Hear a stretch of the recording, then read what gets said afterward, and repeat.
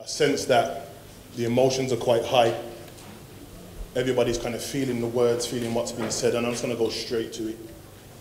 Why are we here? My message for the next couple of minutes is directed for young people and young people only. Parents, professionals, others that are in the room, hopefully you can take from this message and incorporate it as of tomorrow. Some of you don't know me, some of you do. My name is Craig Pinkney. I am a criminologist, urban youth specialist. Been working in and around the community for about 13 years around some of the issues that have been raised today. So me coming here today really is based on part of my frustration, and I thank each and every partner, organizer, and every young person that's attended today because it's important. You didn't have to come here today, but you chose to be here. So even if there's 50 young people in the room, those 50 people is who this message is for. So why are we here? Why have all of us come together today to put on this event? For 3 reasons. I've been thinking about it the last 24 hours. I literally just not long came off the plane last night, and I'm tired, I'll be honest with you, but I know this event is important. But why are we here? We're trying to keep you away from here. Behind the gate. How many times have we heard, we've seen in the media, young men, young women from our communities, 35 years, 28 years, 27 years, 15 years, 10 years, 8 years, 4 years. How many times have we seen our young people and we've heard about members of our community ending up in mental health institutions, smoking what they think is weed but is something else, developing psychosis, ending up here? How many of our young people are anxious, worried, afraid to go to school because you heard someone got rushed, you heard someone got robbed, you heard someone's going to come to the school at the end of school with a knife? So we understand that there's a fear. But most importantly, why are we here? This, young people, is why we're here. To stop you from going to this place here. None of us know what tomorrow is going to bring. But some of us, as Alison just mentioned, we're talking about choices. And some of our choices, young people, end us up in situations where we can't turn back. How many funerals have you attended? A loved one, a friend, a cousin, an uncle, an auntie. Just have a look. Where's your bedroom? Where's your friend? Where's your cousin? Where's your son? Where is your daughter on this picture? We go to funerals, many of us go to funerals, and it hurts because many people have said, we're now in a generation where we're burying young people more than we bury our elders. Where is your bedroom? Where is your boy? Where is your girl? Where is your niece? Where is your nephew? Where are your children on this picture? Think about it. Because I don't know about you, but for me, this hurts. Because when we go to the funerals and we see the pain, the anguish, the hurt,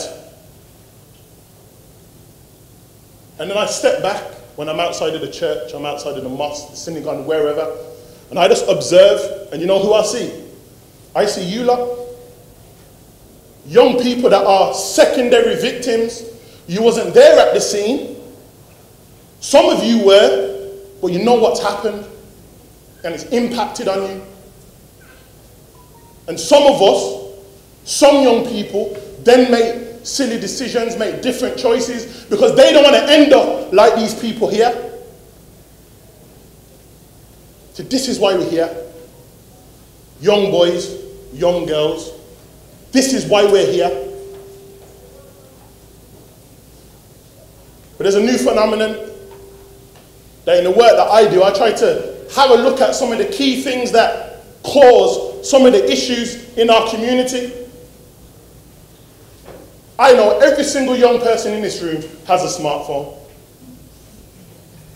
has a tablet, has an iPad, has some sort of electronic device that you can communicate with other people. But this is the beginning of a lot of the issues that we find in schools, in the community. Something that someone said that you haven't liked, someone's egged you on, and then a situation then takes place. How many of our young people have ended up in situations because something was said on Twitter, on Instagram, or Facebook? Because you put yourself out there as an individual that is something, and someone wants to test that, good or bad.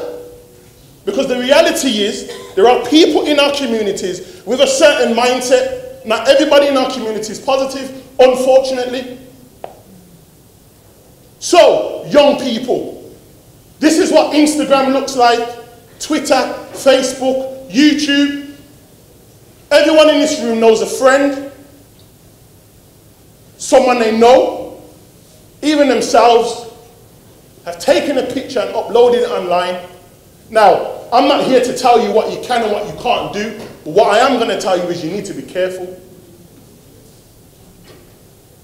Social media, young people, is now being used against you in the court of law. The things that you upload, the things that you say.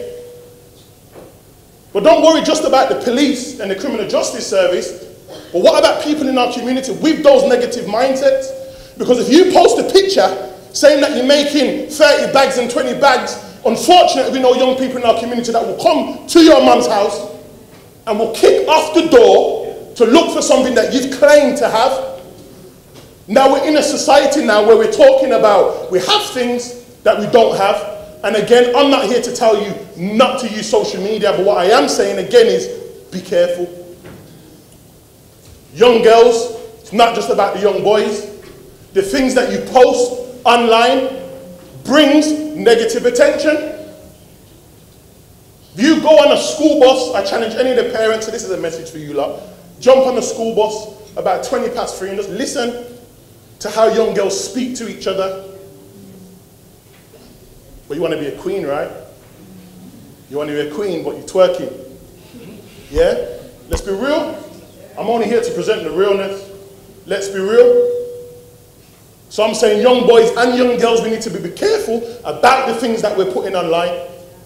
We need to think about it.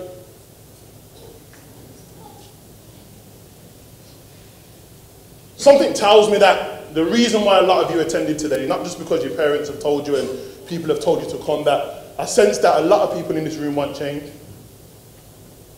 And I'll be honest, a lot of us are getting real old, man. Some of us are getting outdated. I'm not on the block 24/7s. I'm walking up and down Saw Road, walking up and down Hockley, Lodge Road, Newtown, Lazals. We're getting old. So everybody wants change, but everybody's looking to us to create that change. Yeah, we might can start the fire burning, but you young people need to step up. And if you want change, you need to make a change within yourself. That's all my message is. Everybody wants some sort of change, but everybody's looking at the next man to do it. I had a conversation with someone yesterday saying, "Oh, why don't you do this? Why don't you do that?" And I said, "But why don't you do it?" And they were silent for about 12 seconds. But that's what I'm talking about. So I'm saying again, young people, many of us speakers here today, we want to pass on the knowledge and wisdom. It's not about holding anything, because that's part of our legacy here at this summit.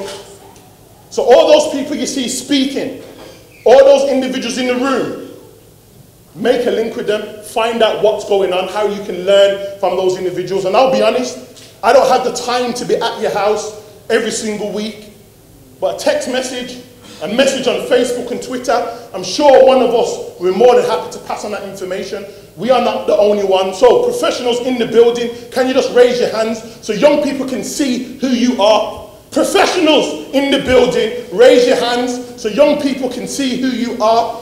These are the individuals, but they are not the only individuals in our community.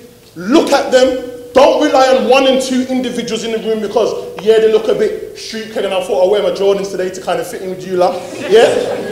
But the reality is there's many people in the room that you can lean on and you can support and help create that change. Because for me, education is the most powerful weapon. I was working with a young man some time ago and I said to him, I said, what's your most powerful weapon? And he said, my big 4-4. Wrong question, a bit stupid, wasn't it? But what I was alluding to was that education is the most powerful thing. And I'm not saying stay in school. Any education, pick up a book, try and read. If you can't read, find a way to get information. YouTube, speak to someone that knows and understands that they can pass that on. Because in the next 2 years, I want to be sitting at the event, smiling and clapping and going, hey! I don't want to be the individual that's constantly coming and standing up and talking to you. Yes, I can give you that information, but we want, as a collective from this youth summit, we want you young people to stand. Why? Because your life matters. It does matter, young people. So every young person in the building under the age of 19 years old, because for me, that's the age group where we're trying to target right now. Anyone under 19, stand up right now. If you are under 19, just stand up.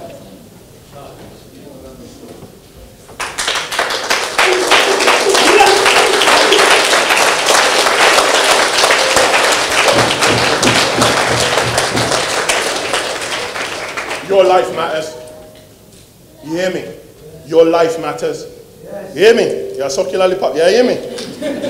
Big man, your life matters. Your life matters. We're done going to funerals. Your life matters. Yeah? D, your life matters. You hear me? Thank each and every one of you for attending this event. Parents, professionals, don't let this energy drop. Because we're wearing our hearts on our sleeve right now. No more funerals. Thank you very much.